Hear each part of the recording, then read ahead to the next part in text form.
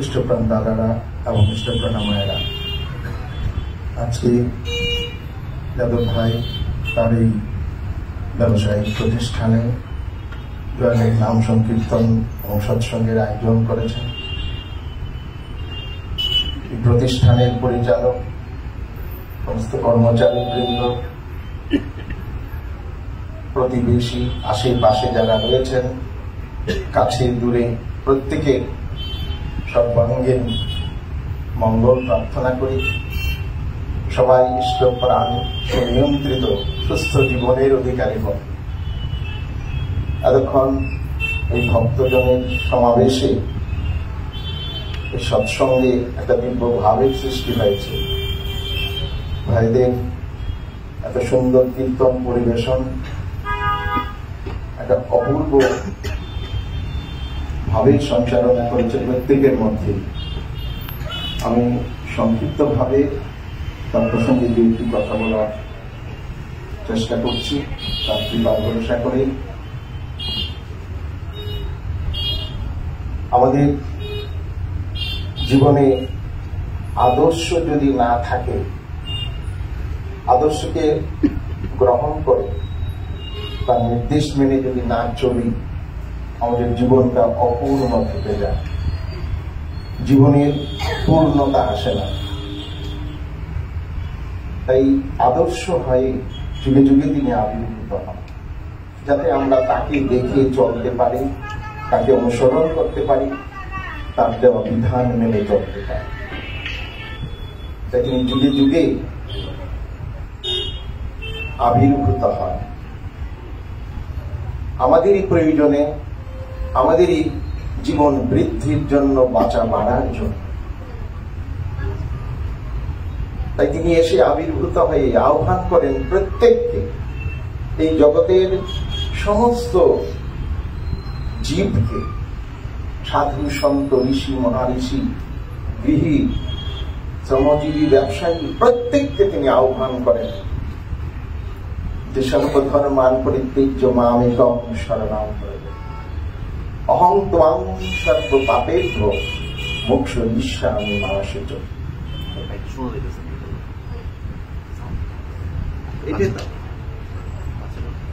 এটাই তার আহ্বান।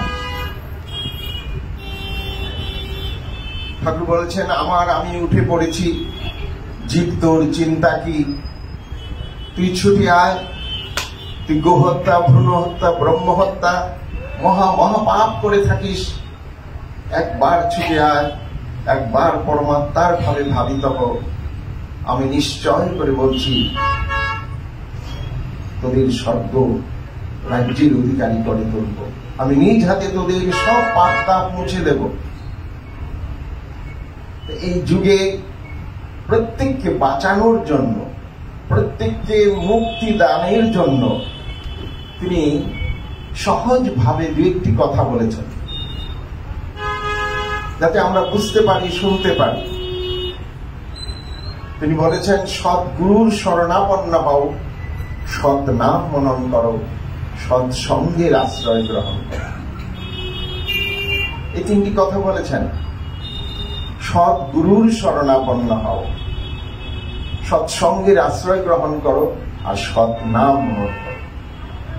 এবং সৎগুরু, সৎ নাম এবং সৎসঙ্গই মানুষকে দিশা দেখাতে পারে, মানুষকে চলার পথ দেখাতে পারে।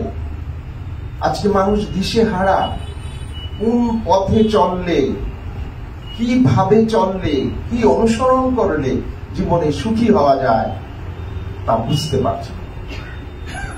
তাই জীবনের নিজের ইচ্ছা মতো যখন যা খুশি তাই ধরে চলার চেষ্টা করছে, মনে করে যে এভাবেই বোধহয় সুখ, কিন্তু ব্যর্থ হয়ে আবার আরেকটা ধরে, তাতেও ব্যর্থ হয়ে মানুষ বারবার ব্যর্থ হয়।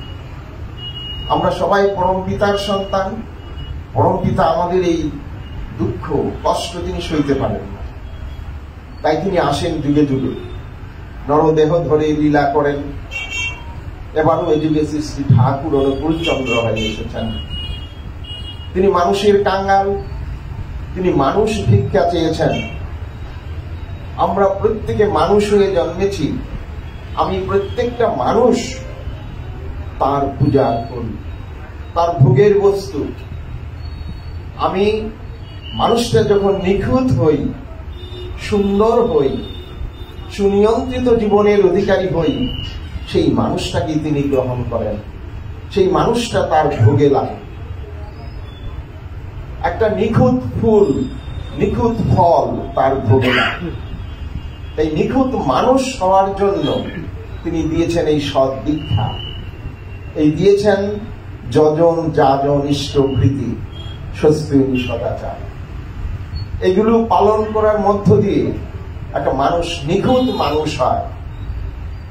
যে মানুষটার ভেতরে থাকে দয়া, মায়া, প্রেম, প্রীতি, ভালোবাসা, যে মানুষটাকে কেন্দ্র করে স্বামী স্ত্রীর মধ্যে মধুর সম্পর্ক সৃষ্টি হয়, যে মানুষটাকে কেন্দ্র করে পরিবারে একটা মধুর পরিবেশ তৈরি হয়, যে মানুষটাকে কেন্দ্র করে প্রত্যেক পরিবারে দেব সন্তানের আবির্ভাব ঘটে, এবং যাদেরকে নিয়ে একটা সুন্দর সমাজ তৈরি হয়, একটা দেশ তৈরি হয়, একটা রাষ্ট্র তৈরি হয়। এই সব কিছুর মূলে হচ্ছে ইষ্ট আদর্শ।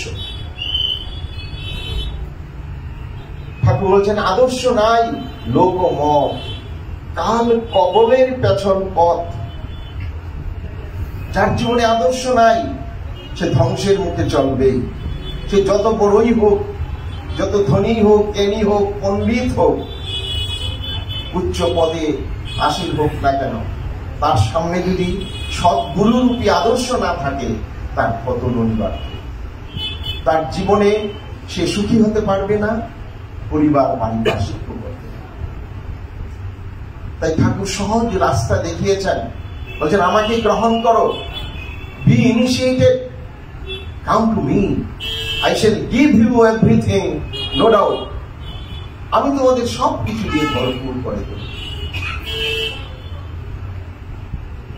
ঠাকুরের এই সৎসঙ্গটা হচ্ছে মানুষের ধূপাখানা। এই সৎসঙ্গে এসে যে ঢুকবে, সে ঠাকুরের দয়ায় তার নীতিবিধি পালন করে একটা সুন্দর পরিচ্ছন্ন ময়লা মুক্ত জীবনের অধিকারী হবে। ঠাকুর বলছেন এই সৎসঙ্গ হচ্ছে মানুষের ধূপাখানা। তিনি মানুষকে পরিচ্ছন্ন করে দেন, তিনিই একমাত্র পারেন। তা না হলে আমাদের জীবনের ভুল দূর হয় না, আমাদের ভ্রান্তি দূর হয় না। যত বড় পণ্ডিতই হই না কেন, আমরা পিতামাতাকে শ্রদ্ধা করতে জানি না, আমরা পারিপার্শ্বিককে ভালোবাসতে জানি না, আমরা দেশ দশের সেবা করতে জানি না। আমরা জানি না কেন? আমাদের জীবনে আদর্শ নাই, আমাদের জীবনের কেন্দ্রে গুরু নাই। গুরু কেন্দ্রিক যে জীবন, সেই জীবনটার মধ্যে থাকে ভালোবাসা, এবং এই ভালোবাসা দিয়ে পরিবারের সবাইকে সে তৃপ্ত করতে পারে, পারিপার্শ্বিককেও পারে। আজকে শ্রী শ্রী ঠাকুরের জীবনে আমরা দেখি তার একমাত্র সম্বল এই ভালোবাসা। এই ভালোবাসা দিয়ে তিনি মানুষকে আকর্ষণ করে মানুষের জীবনকে উন্নত করে তুলেছেন। আর সেই ঢেউয়ে লক্ষ লক্ষ কোটি কোটি মানুষ তাকে কেন্দ্র করে বিরাট সৎসঙ্গ গড়ে উঠেছে। এবং আচার্য পরম্পরার মধ্য দিয়ে, এই ভালোবাসা বিতরণের মধ্য দিয়ে একটা বিশাল সৎসঙ্গ সমাজ গঠিত হচ্ছে, একটা সুনিয়ন্ত্রিত মানুষের সমাবেশ তৈরি হচ্ছে। যে মানুষগুলির জীবনে আছে সদাচার, যে মানুষগুলির জীবনে আছে সাত্বিক আহার, যে মানুষগুলির জীবনে আছে সুবিবাহ, যে মানুষগুলির জীবনে আছে সুপ্রজনন। এগুলি যে জীবনে নাই, সেটা জীবনই নয়, সে জীবনটা বিষময় হয়ে থাকে। একটা বাতাসা হতে পারে, সেটা যখন ঠাকুরের ভোগে লাগে তার নাম আর বাতাসা থাকে না, সেটা প্রসাদ হয়ে যায়। কণা কণা করে সবাই মাথায় ঠেকিয়ে গ্রহণ করে। এমনিতে দোকান থেকে কেউ বাতাসা কিনে খায় না, যেই ঠাকুরের ভোগে লাগে এটা প্রসাদ হয়ে যায়, তার গুরুত্ব বেড়ে যায়। আমাদের জীবনটা যখন তার ভোগে লাগে, তার সেবায় লাগে, তার দেওয়া নীতিবিধিগুলি আমি পালন করি, তখন আমি মানুষের কাছে আপনার হই, আপন জন। মানুষ সেই মানুষটাকে খুঁজে যেই মানুষটার মধ্যে আছে প্রেম, ভালোবাসা, দয়া, মায়া। তার মূলে হচ্ছে গুরু ভক্তি। গুরু ভক্তি যেখানে নাই, তার কারোর প্রতি ভক্তি থাকতে পারে না। ঠাকুর খুব সুন্দর একটা তুক দিয়ে বলেছেন বাণীতে যে you are for the Lord, not for others. You are for the Lord and so for others. তুমি একমাত্র ঈশ্বরের জন্য, তুমি একমাত্র গুরুর জন্য। তুমি যখন গুরুর জন্য হয়ে যাবে সর্বতভাবে, পরিপূর্ণভাবে, তুমি তখন সবার হয়ে যাবে। এই জায়গাটা আমাদের একটা ভুল থাকে, তাই ঠাকুর এসে আমাদেরকে সেই ভুল ভেঙে দিয়েছেন যে আমি কিন্তু এই মানুষটা যা ইচ্ছা করতে পারি, যেমন খুশি চলতে পারি, যেখানে খুশি থাকতে পারি, কিন্তু এই জন্য এই জীবন নয়। এই জীবনটা তার সেবার জন্য। গীতায় ভগবান শ্রীকৃষ্ণ বলেছেন যে মন্মনা ভব মদ ভক্ত মদ যাজি মান নমস্কুরু মামে বৈশ্বসী সত্যন্তে প্রতি জানে প্রিয়। যে আমার ভজনা করে, আমারই যজন করে, যাজন করে, আমার ইষ্টপ্রীতি করে, আমাকে নমস্কার করে, সে আমার প্রিয়। আর যে আমার প্রিয় সে সকলের প্রিয়। যেজন ইষ্ট ভজে সেজন আমার প্রাণ দেয়, যেজন কৃষ্ণ ভজে সেজন আমার প্রাণ দেয়। সে আমার আত্মীয়, সে আমার বন্ধু। তার দ্বারা আমার কল্যাণ হতে পারে, আমার উপকার হতে পারে, যে প্রভুর জন্য নিজেকে দান করেছে। তাই আমাদের জীবনে শুরুতেই তাকে গ্রহণ করে তার দীক্ষায় দীক্ষিত হয়ে উঠতে হবে, একটা আদর্শ মানুষ হয়ে আমি উঠব। কি নারী কি পুরুষ, আদর্শ নারী চাই, আদর্শ পুরুষও চাই। এই আদর্শ নারী এবং আদর্শ পুরুষের সমন্বয়ে একটা জগৎ সৃষ্টি হয়, একটা সভ্যতা সৃষ্টি হয়, একটা নূতন সভ্যতা সৃষ্টি হয়। এই সভ্যতার মূলে হচ্ছে শিব নারায়ণ। শিবহীন যজ্ঞ যেখানে,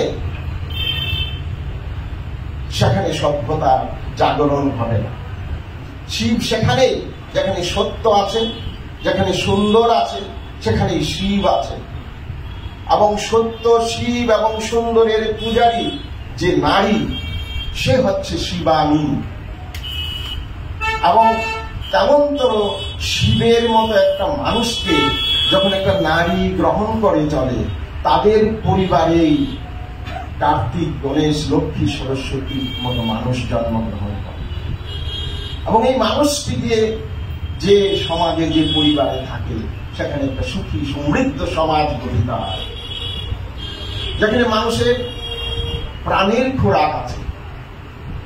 আজকে আমরা স্কুলে যাই, কলেজে যাই, অফিসে যাই, হাটে বাজারে যাই, কিন্তু প্রাণের খোরাক কোন জায়গায় আছে? সৎসঙ্গে আছে। সৎসঙ্গে স্বর্গবাস। এই সৎসঙ্গে এই জন্য আসতে হয়, তার কথা শুনতে হয়, তার কথা পালন করতে হয়। পালন যদি না করি, এই শোনাটাই ব্যর্থ হয়ে যাবে। ঠাকুর বলছেন যা ইচ্ছা তাই করবে তুমি, তা কিন্তু চলবে না। ভালো ছাড়া মন্দ করলে পরিস্থিতি ছাড়বে, পরিস্থিতি আমাকে ছাড়বে না। যা ইচ্ছা করলেই চলবে, তার ইচ্ছা মতো আমাকে চলতে হবে। এই জগৎটা পরম পিতার ইচ্ছায় চলছে। তিনি যেদিন অমাবস্যা দিতে চান সেদিন অমাবস্যাই হবে, আমি সেটাকে বদলাতে পারবো না। তিনি যেদিন পূর্ণিমা দেবেন সেদিনই পূর্ণিমা হবে, তিনি যেদিন বৃষ্টি দেবেন সেদিনই বৃষ্টি হবে। আমি সেখানে পরিবর্তন করতে পারি না। তিনি প্রকৃতি হয়ে আমার চারপাশে আছেন। তাই এই প্রকৃতির বিধান অনুযায়ী যদি আমি না চলি, আমি প্রকৃত মানুষ হতে পারব। আমি যদি প্রকৃতির বিধান মতো চলি, ঠাকুর বলছেন তুমি যেমনতর প্রকৃত হবে, প্রকৃতি তোমার তেমনতর বান দেবে। আমি একটা সুন্দর সুনিয়ন্ত্রিত জীবনের অধিকারী হব। আমাকে দিয়ে পরম পিতা খুশি হবেন, আচার্যদের খুশি হবেন, আর তার আশীর্বাদের ঢেউ আমার মাধ্যমে পরিবারে পরিবেশে সর্বত্র ছড়িয়ে পড়ে। সবাই সেই সুখের শান্তির অধিকারী হবে। শুধু সুখ শান্তি নয়, মৃত্যু পথযাত্রী সে আমার কন্টাক্টে আসলে সে জীবন পেয়ে যাবে। এই নাম যে বা যারা করে সৎ নাম, ঠাকুর বলেছেন তার আশেপাশে 5টা গ্রাম শুদ্ধ লোক বেঁচে যায়। এই নামের মধ্যে এমন একটা ভাইটাল ফোর্স আছে, তার মধ্যে এমন একটা ভাইটাল এক্সপ্রেসি আছে, এমন একটা ভাইটাল এনার্জি আছে এই নামের মধ্যে। এই নাম যে গ্রহণ করেছে, এক আধটুকুও করে তার চারপাশে মৃত্যু ঘিরতে পারে না, দুষ্ট শক্তি অশুভ শক্তি তার আশেপাশে আসতে পারে না। তাই সে হয় গুরুমুখ, এবং এই গুরুমুখী জীবের প্রকৃত উদ্ধার করে। ঠাকুর বলছেন যাজনপুর প্রত্যেকটি মানুষকে পরম পিতার কথা বলে বেড়াও, সবাই যেন তাকে যুক্ত হয়ে জীবনকে ধন্য করে তুলতে পারে। আমি কাছে দূরে যারা রয়েছেন সবার আবারও পরম পিতার শ্রীচরণে সর্বাঙ্গীন মঙ্গল, সুখ, শান্তি এবং সমৃদ্ধ জীবনে প্রার্থনা করে আমি শেষ করছি। জয় গুরু।